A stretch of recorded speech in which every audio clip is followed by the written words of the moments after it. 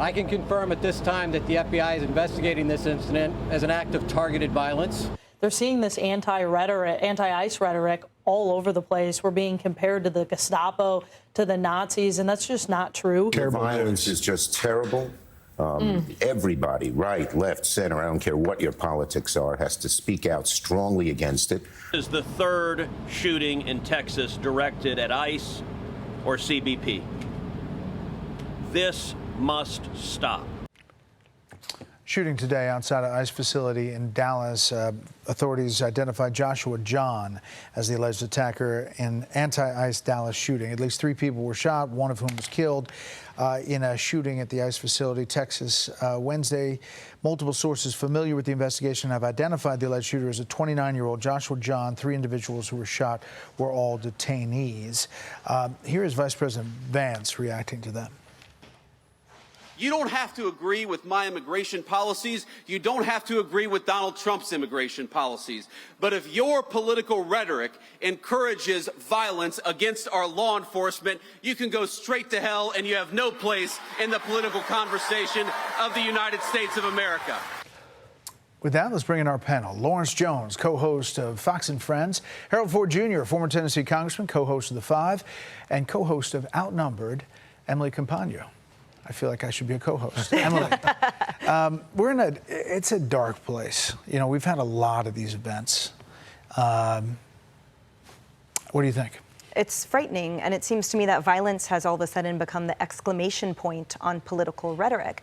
Now, Madison, earlier, the spokesperson, as you just played, mentioned, she said when people refer to ICE as Gestapo or Nazis. So it was just this month that a sitting congressperson, John Larson, referred to ICE as Gestapo. Boston Mayor Michelle Wu, 2 months back, referring to ICE as Nazis. The reality is that while words aren't violent, it can lead to violence. And we've talked about the radicalization online that starts with this violent rhetoric that all of a sudden becomes normalized. And what I fear is that so too is violence becoming normalized. That people see, oh, just another shooting, when in reality, every shooting is horrific, every life lost horrific. But I am personally frightened right now, the most of all, for these ICE officers that are truly in the line of fire. You know, and some of the reporting is interesting, Harold. Axios said ICE shooting sparks partisan blame game before facts confirmed. Top Trump administration officials, MAGA world personalities quickly blamed Wednesday's shooting at a Dallas Immigration Customs Enforcement facility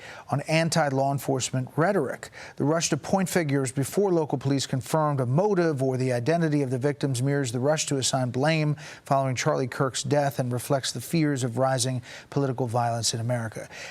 I don't know. You had the FBI director with these bullets and that says anti-ICE. They had the ICE authorities there saying they riddled the building with bullets.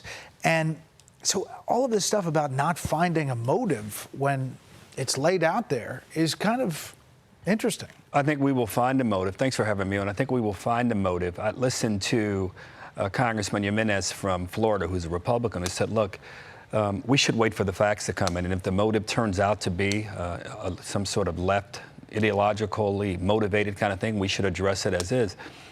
I think, listen to Emily's points, and I agree. We're a better country than this. I thought Ted Cruz spoke well in the first part of his presentation today outside of what had to be a very painful, in your home state, had to be very painful for him to stand there and talk about 3 times this has happened.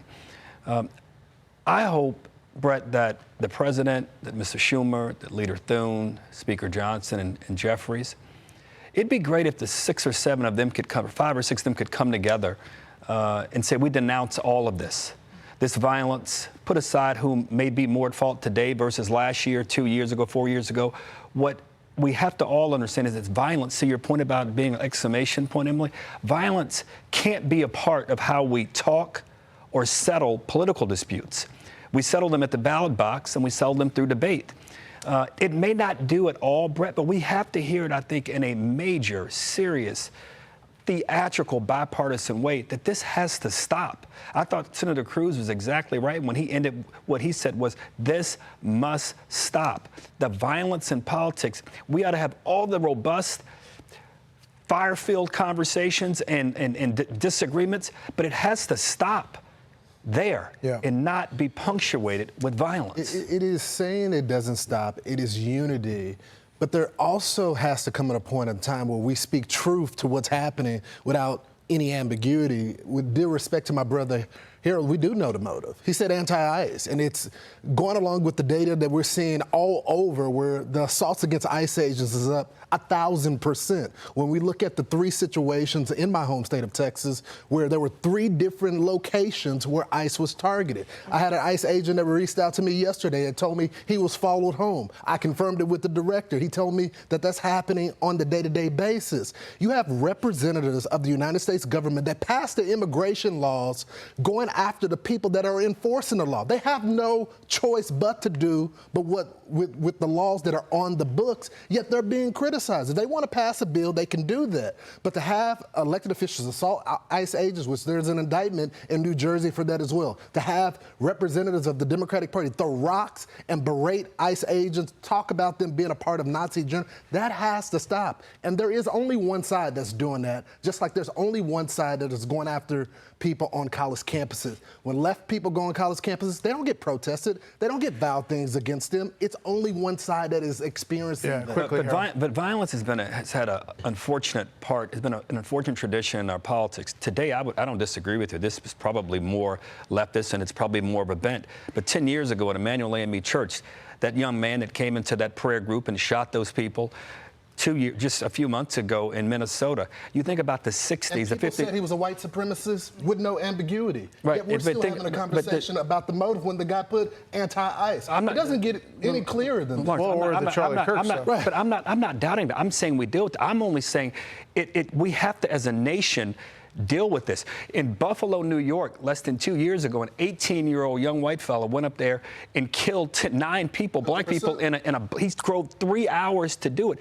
I think a lot of this has to do with some of this online stuff and the radicalization that is happening there. And there's no doubt, for me, you look at these young white guys that this is happening to, it is an amazing thing to me. Something is going on and we have to address it. And I'm not running from it being on the left at all. I'm only saying it has to be all of us if we want to solve this. Hey, Sean Hannity here. Hey, click here to subscribe to Fox News YouTube page and catch our hottest interviews and most compelling analysis. You will not get it anywhere else.